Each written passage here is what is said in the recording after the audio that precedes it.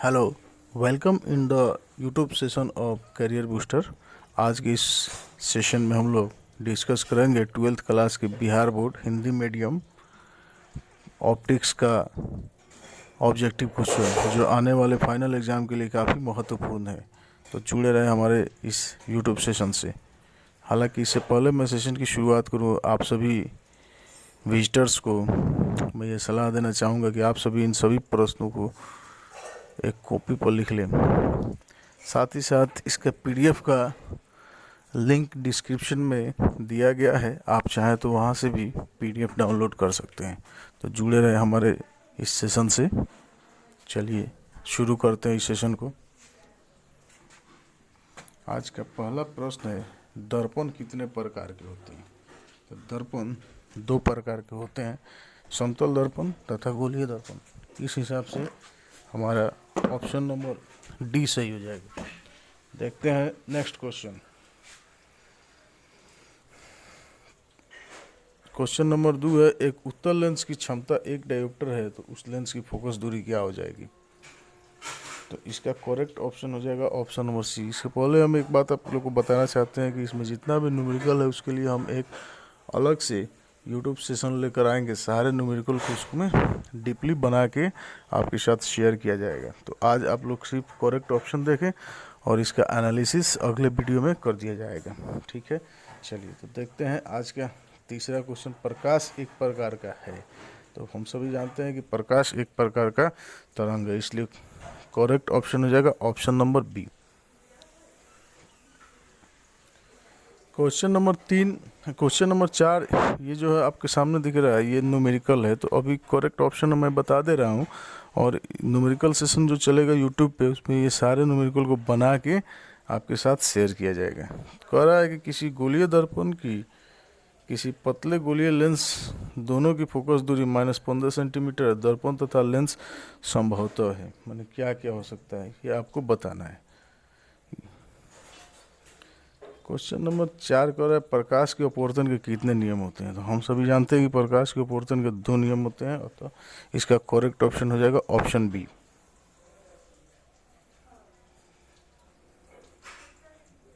Question number 14 है, प्रकाश के परावर्तन के कितने नियम होते हैं? तो हम सभी जानते हैं प्रकाश के परावर्तन के भी 2 नियम होते हैं, तो करेक्ट ऑप्शन हो जाएगा ऑप्शन बी। क्वेश्चन नंबर 14, सरल सूक्ष्मदर्शी में किसका प्रयोग होता है? तो हम सभी जानते हैं कि सरल सूक्ष्मदर्शी में उत्तल लेंस का प्रयोग होता है, अतः करेक्ट ऑप्शन हो जाएगा ऑप्शन डी। क्वेश्चन नंबर 8 कह रहा है, किसी माध्यम के अपवर्तनांक का मान होता है। तो हम सभी जानते हैं किसी भी माध्यम के अपवर्तनांक का मान होता है sin I बटा sin R, अतः करेक्ट ऑप्शन हो जाएगा ऑप्शन ए। चलिए देखते हैं 9 नंबर क्वेश्चन कहता है एक उत्तल लेंस होता है। तो हम सभी जानते हैं कि एक उत्तल लेंस किनारों की अपेक्षा बीच में अधिक मोटा हो जाता है, तो इस हिसाब से करेक्ट ऑप्शन हो जाएगा ऑप्शन सी। चलिए देखते हैं क्वेश्चन नंबर 10 कह रहा है, अवतल लेंस का आवर्धन होता है। तो हम सभी जानते हैं कि अवतल लेंस का आवर्धन होता है प्रतिबिंब की दूरी बटा वस्तु की दूरी, अर्थात v/u। तो करेक्ट ऑप्शन हो जाएगा डी। चलिए हम सभी देखते हैं क्वेश्चन नंबर 11 कह रहा है, गोलीय दर्पण में फोकसांतर तथा वक्रता त्रिज्या के बीच संबंध होता है। तो हम सभी जानते हैं गोलीय दर्पण का जो फोकस दूरी होता है वो उसके वक्रता त्रिज्या की आधी होती है, अर्थात हम लोग कह सकते हैं कि उसकी वक्रता त्रिज्या जो होती है फोकस दूरी की दोगुनी होती है। तो इसका सही विकल्प हो जाएगा ऑप्शन नंबर ए। चलिए इसी के साथ शुरू करते हैं आज का 12वां सवाल कहता है, निर्गत किरण एवं अभिलंब के बीच के कोण को कहते हैं। तो हम सभी जानते हैं कि निर्गत किरण एवं अभिलंब के बीच के कोण को आपतन कोण कहते हैं, इसलिए इसका करेक्ट ऑप्शन हो जाएगा ऑप्शन ए। चलिए देखते हैं आज का क्वेश्चन नंबर 13 कह रहा है, 1 मीटर फोकस दूरी वाले उत्तल लेंस की क्षमता क्या होगी? तो वैसे तो ये न्यूमेरिकल सवाल है, न्यूमेरिकल के लिए हम एक अलग यूट्यूब सेशन लेकर आने वाले हैं, लेकिन देखिए इसमें क्या है, फोकस दूरी दिया हुआ है 1 मीटर। तो जब भी फोकस दूरी दिया हो और क्षमता निकालना हो तो उसका हम व्युत्क्रम कर देते हैं, यानी कि उलट देते हैं। तो 1/1 क्या हो जाएगा, 1 हो जाएगा। इसलिए पावर बराबर अर्थात क्षमता बराबर 1 बटा फोकस दूरी होता है, और फोकस दूरी मीटर में होना चाहिए। तो यहाँ फोकस दूरी ऑलरेडी मीटर में दिया हुआ है और क्षमता हमको निकालना है, तो क्षमता बराबर 1 बटा फोकस दूरी अर्थात क्षमता बराबर 1/1 बराबर 1। इसका क्षमता जो होगा हो जाएगा 1 डायोप्टर, जो सही विकल्प बी में दिया हुआ है। चलिए इसी के साथ हम लोग देखते हैं आज का 14वां सवाल। कहता है किसी अवतल दर्पण द्वारा काल्पनिक सीधा तथा आवर्धित प्रतिबिंब बनता है जब वस्तु की स्थिति होती है। अर्थात इसमें वह स्थिति पूछ रहा है कि कहाँ पे वस्तु को स्थित किया जाए कि अवतल दर्पण के द्वारा काल्पनिक सीधा तथा आवर्धित प्रतिबिंब बने। तो हम सभी जानते हैं कि जब वस्तु अवतल दर्पण के दर्पण तथा फोकस दूरी के बीच रहता है तो काल्पनिक सीधा तथा आवर्धित प्रतिबिंब बनता है, और तो इसका करेक्ट ऑप्शन हो जाएगा सही विकल्प ए। चलिए देखते हैं आज का 15वां सवाल। कहता है किसी दर्पण द्वारा प्रतिबिंब सीधा एवं छोटा होता है। तो हम सभी जानते हैं कि उत्तल दर्पण द्वारा प्रतिबिंब जो बनता है वो सीधा और छोटा होता है, इसलिए इसका सही विकल्प हो जाएगा ऑप्शन नंबर ए। चलिए देखते हैं 16वां सवाल। कह रहा है कि अवतल दर्पण है। तो हम सभी जानते हैं कि उत्तल दर्पण को अभिसारी दर्पण कहते हैं तथा अवतल दर्पण को अपसारी दर्पण कहते हैं, क्योंकि उत्तल दर्पण अपने ऊपर पड़ने वाले सभी किरणों को अभिसरित कर देता है, अतः उत्तल दर्पण को अभिसारी दर्पण कहते हैं। और वही अवतल दर्पण अपने ऊपर पड़ने वाले सभी किरण को अपसरित कर देता है, अतः अवतल दर्पण को अपसारी दर्पण कहते हैं। तो इसमें सही विकल्प है ऑप्शन नंबर बी। चलिए फिर नेक्स्ट हम लोग देखते हैं आज का 16वां सवाल। कहता है रोगियों की नाक, कान, गले आदि की जांच के लिए डॉक्टर प्रयोग करते हैं। तो हम सभी जानते हैं कि डॉक्टर जो जांच में लेंस उपयोग करता है वो अवतल लेंस होता है, तो सही विकल्प हो जाएगा ऑप्शन सी।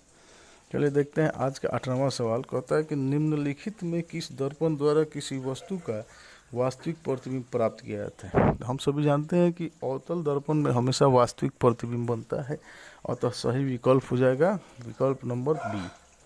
चलिए इसी के साथ देखते हैं आज का 19वां सवाल। कहता है कि निम्नलिखित में से किसमें बड़ा और वास्तविक प्रतिबिंब बनता है।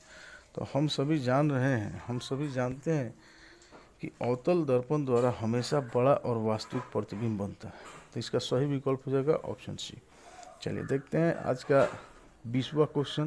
कहता है समतल दर्पण द्वारा बना प्रतिबिंब हमेशा होता है। तो हम सभी जानते हैं कि समतल दर्पण हमेशा काल्पनिक प्रतिबिंब का निर्माण करता है, और तो इसका सही विकल्प हो जाएगा विकल्प बी। चलिए इसी के साथ शुरू करते हैं आज का 21वां प्रश्न। कहता है किसी वस्तु का आवर्धित प्रतिबिंब बनता है। तो हम सभी जानते हैं कि अवतल दर्पण द्वारा वस्तु का आवर्धित प्रतिबिंब बनता है, और तो इसका आंसर हो जाएगा ऑप्शन नंबर ए। चलिए देखते हैं आज का 22वां क्वेश्चन। कहता है काल्पनिक प्रतिबिंब हमेशा होता है। तो हम सभी जानते हैं कि काल्पनिक प्रतिबिंब जो होता है हमेशा सीधा होता है तथा वास्तविक प्रतिबिंब हमेशा उल्टा होता है, और तो इसका सही विकल्प हो जाएगा ऑप्शन ए। चलिए इसी के साथ देखते हैं आज का 23वां सवाल। किस दर्पण में हमेशा आभासी और छोटा प्रतिबिंब बनता है। हम सभी जानते हैं कि उत्तल दर्पण में हमेशा आभासी और छोटा प्रतिबिंब बनता है, और तो इसका सही विकल्प हो जाएगा ऑप्शन नंबर बी। चलिए देखते हैं इसी के साथ आज का 24वां क्वेश्चन। कहता है निम्न में से किस दर्पण की फोकस दूरी धनात्मक होती है। तो हम सभी जानते हैं कि उत्तल दर्पण की फोकस दूरी धनात्मक होती है, अतः इसका सही विकल्प हो जाएगा ऑप्शन बी। चलिए इसी के साथ हम लोग देखते हैं 25वां सवाल। 25वां सवाल कहता है कि गोलीय दर्पण के ध्रुव और फोकस के बीच की दूरी को कहते हैं, है ना। तो हम सभी जानते हैं कि गोलीय दर्पण के ध्रुव और फोकस दूरी के बीच की दूरी को कहते हैं वक्रता त्रिज्या, अतः इसका सही विकल्प हो जाएगा सी। चलिए देखते हैं आज का 26वां सवाल। कहता है कि हजामत बनाने के लिए प्रयोग किया जाता है। तो हम सभी जानते हैं हजामत बनाने के लिए अवतल दर्पण का प्रयोग किया जाता है, तो इसका सही विकल्प हो जाएगा ऑप्शन बी।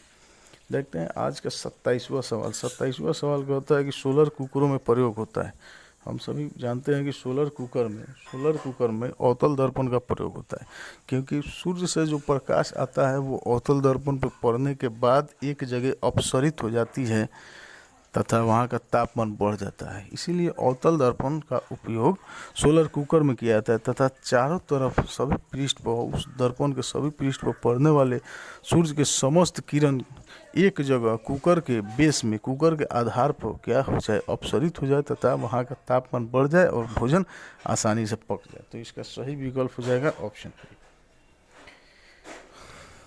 इसी के साथ देखते हैं आज का 28वां क्वेश्चन। आज का 28वां क्वेश्चन है, सर्च लाइट की परावर्तक सतह होती है। हम सभी जानते हैं कि सर्च लाइट के जो परावर्तक सतह होता है वो अवतल दर्पण का होता है, ताकि उससे निकलने वाले सभी किरण अपसरित होकर सीधी दूरी तक जाए, है ना। तो सही विकल्प हो जाएगा ऑप्शन बी। चलिए इसी के साथ शुरू करते हैं आज का 29वां क्वेश्चन। अवतल दर्पण से बना प्रतिबिंब होता है। हम सभी जानते हैं, माफ़ी चाहूँगा, 29 नंबर क्वेश्चन है, उत्तल दर्पण से बना प्रतिबिंब होता है। तो हम सभी जानते हैं उत्तल दर्पण से बना प्रतिबिंब होता है काल्पनिक एवं छोटा। तो इसका सही विकल्प हो जाएगा ऑप्शन ए। चलिए क्वेश्चन नंबर 30। क्वेश्चन नंबर 30 कह रहा है, पानी में डूबे, यहाँ डूने लिख दिया है, इसको आप लोग सही कर लेंगे, डूबे होगा। पानी में डूबे एक उत्तल लेंस की फोकस दूरी हवा में इसकी फोकस दूरी की अपेक्षा, है ना। तो पानी में डूबे उत्तल लेंस की जो फोकस दूरी होती है, हवा में जो उत्तल लेंस होगा उसकी अपेक्षा कम होती है, हम सभी जानते हैं। तो इसका करेक्ट ऑप्शन हो जाएगा ऑप्शन बी। चलिए देखते हैं आज का 31वां सवाल। और उत्तल लेंस में बना प्रतिबिंब होता है। तो हम सभी जानते हैं कि उत्तल लेंस में बना प्रतिबिंब वास्तविक और उल्टा होता है, तो इसका सही विकल्प हो जाएगा बी। चलिए इसी के साथ शुरू करते हैं आज का 32 नंबर का प्रश्न। कहता है, उत्तल लेंस के द्वारा काल्पनिक प्रतिबिंब बनता है जब बिंब, माने इसमें आपसे पूछ रहा है वस्तु की स्थिति, कि वस्तु की कौन सी स्थिति रहती है जब काल्पनिक प्रतिबिंब बनता है। तो हम सभी जानते हैं कि जब वस्तु फोकस से कम दूरी पर रहता है तब उत्तल लेंस में काल्पनिक प्रतिबिंब बनता है, और तो इसका सही विकल्प हो जाएगा ऑप्शन बी। ठीक है, देखते हैं हम लोग आज का 33वां प्रश्न। 33वां प्रश्न कहता है कि लेंस की क्षमता होती है। लेंस की क्षमता होती है, तो हम सभी जानते हैं कि किसी भी लेंस की जो क्षमता होती है उसकी फोकस दूरी के व्युत्क्रम के बराबर होती है, लेकिन यहाँ फोकस दूरी मीटर में होनी चाहिए। तो इस प्रश्न के आधार पर इसका सही विकल्प हो जाएगा ऑप्शन सी। लेंस की क्षमता फोकस दूरी के व्युत्क्रम के बराबर होती है।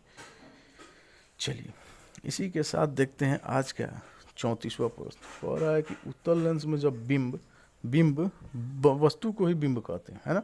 उत्तल लेंस में जब बिंब फोकस और 2f अर्थात त्रिज्या के बीच रखा जाता है तब बना प्रतिबिंब होता है। तो हम सभी जानते हैं कि उत्तल लेंस में जब कोई वस्तु फोकस और त्रिज्या के बीच रहता है तो उसका प्रतिबिंब बड़ा और वास्तविक बनता है। तो इस आधार पर इस प्रश्न का सही विकल्प ऑप्शन नंबर ए हो जाएगा। चलिए इसी के साथ देखते हैं आज का 35वां प्रश्न। कहता है कि दो वक्रीय पृष्ठों से घिरे ठोस माध्यम को, है ना, डैश कहते हैं, है ना। तो हम लोग जानते हैं दो वक्रीय पृष्ठों से घिरे ठोस माध्यम को गोलीय लेंस कहते हैं। तो इसका सही विकल्प हो जाएगा ऑप्शन सी। चलिए देखते हैं इसी के साथ आज का 36वां प्रश्न। कहता है कि किस लेंस का उपयोग दीर्घ दृष्टि को संशोधित किया जाता है। तो हम सभी जानते हैं कि दीर्घ दृष्टि दोष में उत्तल लेंस का चश्मा लगाते हैं, मतलब दीर्घ दृष्टि दोष में उत्तल लेंस का उपयोग किया जाता है। तो इस प्रश्न का सही विकल्प हो जाएगा ऑप्शन बी। चलिए इसी के साथ देखते हैं क्वेश्चन नंबर 37। क्वेश्चन नंबर 37 कहता है कि नई कार्तीय चिन्ह परिपाटी के अनुसार दर्पण के सामने रखे गए बीच की दूरी ली जाती है ना। तो नई चिन्ह परिपाटी के अनुसार दर्पण के सामने रखे गए बिंब का जो दूरी होता है ना, वो हमेशा हम लोग ऋणात्मक लेते हैं। तो इसका सही विकल्प हो जाएगा ऑप्शन बी। चलिए देखते हैं इसी के साथ आज का 38वां प्रश्न। कहता है कि प्रत्येक लेंस के दो वक्रता केंद्र होते हैं, क्योंकि हमें किसी भी लेंस के दो वक्रता केंद्र होता है, इसका कारण पूछ रहा है।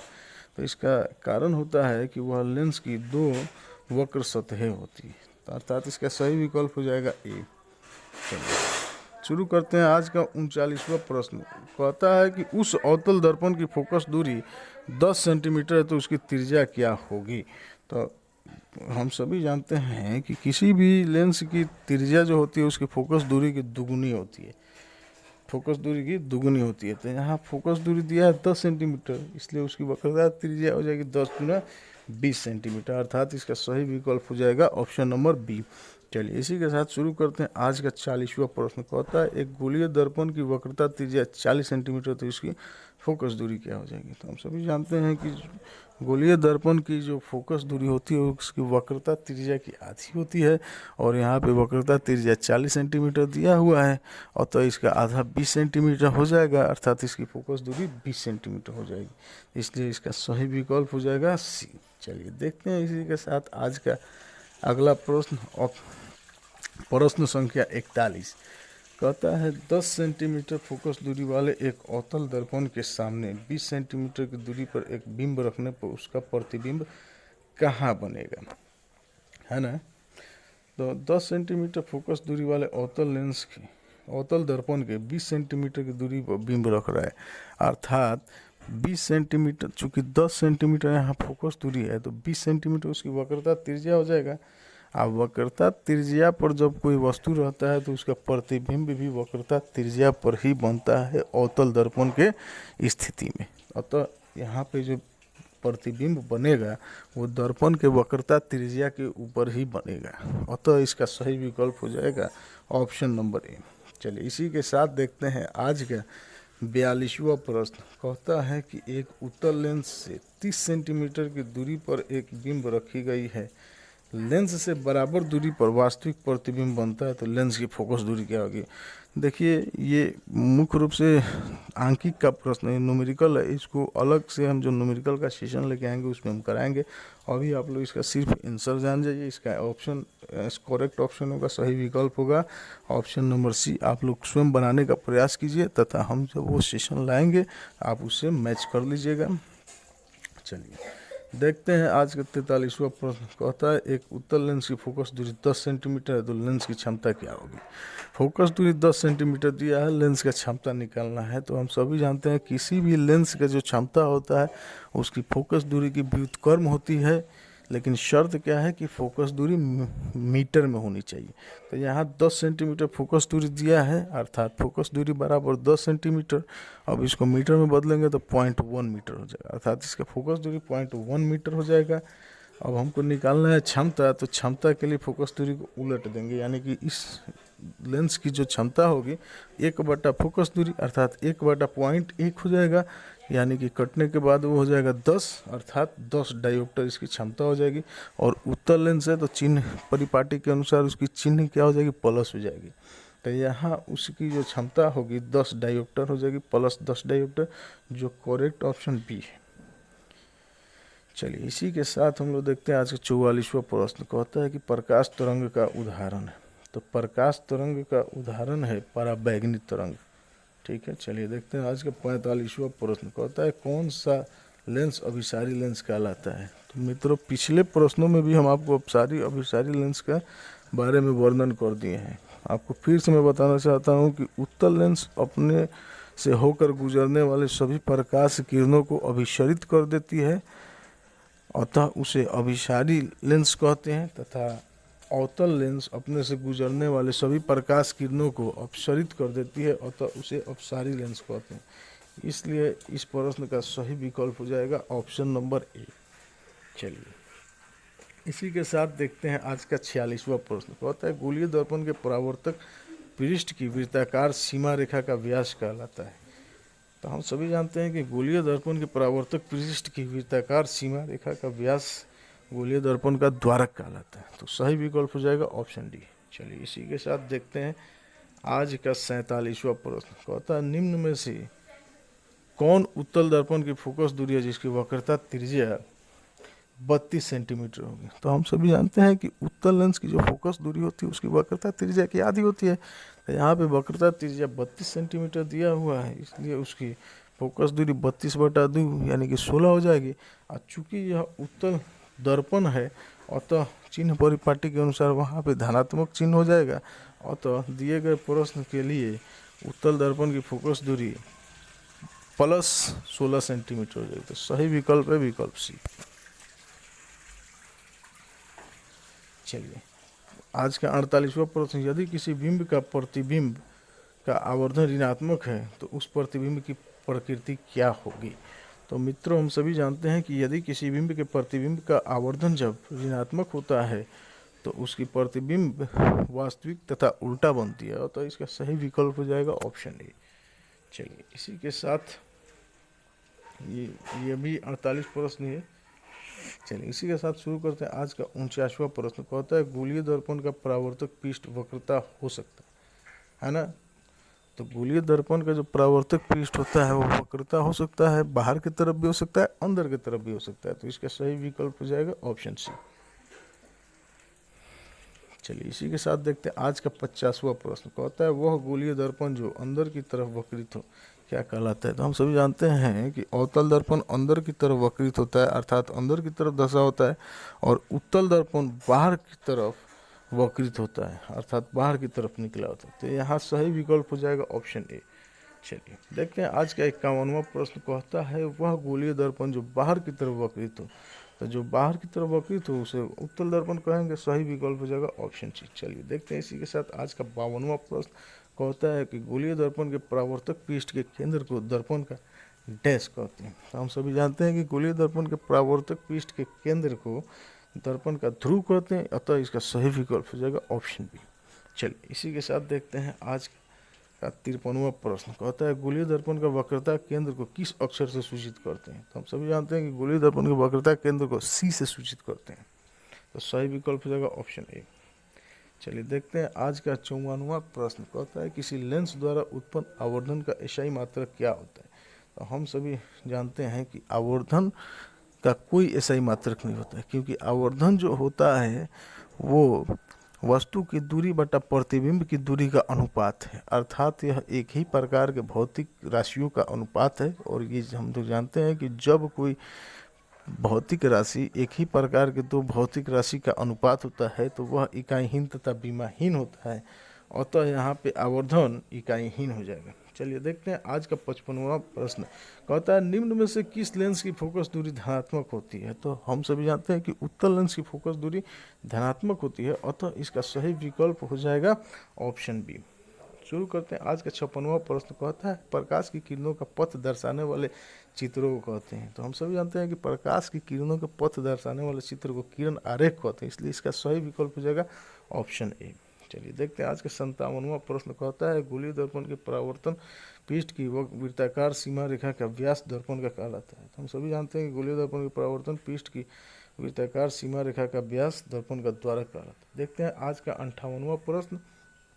टॉर्च एवं वाहनों के अग्रद्वीपों में किस दर्पण का प्रयोग किया जाता है। हम सभी जानते हैं टॉर्च एवं वाहन के अग्रद्वीपों में अवतल दर्पण का प्रयोग करता है, तो इसका सही विकल्प हो जाएगा ऑप्शन ए। देखते हैं आज का 59वां प्रश्न। वाहनों के साइड मिरर में किस दर्पण का उपयोग होता है। हम सभी जानते हैं वाहनों के साइड मिरर में उत्तल दर्पण का उपयोग होता है, इसलिए कि दूर से आने वाले प्रतिबिंब दूर स्थित वस्तु को, वाहन में जो मिरर लगा होता है वह दूर स्थित वस्तु का प्रतिबिंब नज़दीक लाकर बनाता है, ताकि ड्राइवर आसानी से उसको देख सके, है ना। तो सही विकल्प हो जाएगा ऑप्शन सी। देखते हैं आज का अंतिमवां प्रश्न संख्या 60। दो पृष्ठों से घिरा हुआ कोई पारदर्शी माध्यम जिसका एक या दोनों पृष्ठ गोलीय कहलाता है। तो दो पृष्ठ से घिरा हुआ कोई भी पारदर्शी माध्यम जिसका एक या दोनों पृष्ठ गोलीय लेंस कहलाता है, तो इसका सही विकल्प हो जाएगा ऑप्शन। चलिए मित्रों, आज के सेशन को यहीं पे हम लोग ख़त्म करते हैं। आप सभी इन प्रश्नों को एक कॉपी में लेकर लिख लें, बेहतर होगा, क्योंकि जो चीज़ों को आप लिख लेते हैं, जिन चीज़ों को आप लिख लेते हैं वो आपके लिए काफ़ी लाभदायक होता है और आप लंबे समय तक उसको याद रखते हैं। हालांकि इस सभी प्रश्नों के पीडीएफ का लिंक हम डिस्क्रिप्शन में दे देते हैं, आप चाहें तो वहाँ से हमारे पीडीएफ भी डाउनलोड कर सकते हैं। हमारे सेशन से जुड़े रहने के लिए धन्यवाद। आपके सफल, सुखद एवं उज्ज्वल भविष्य की कामना करते हुए हम इस सेशन से विदा लेते हैं। जय हिंद, जय भारत।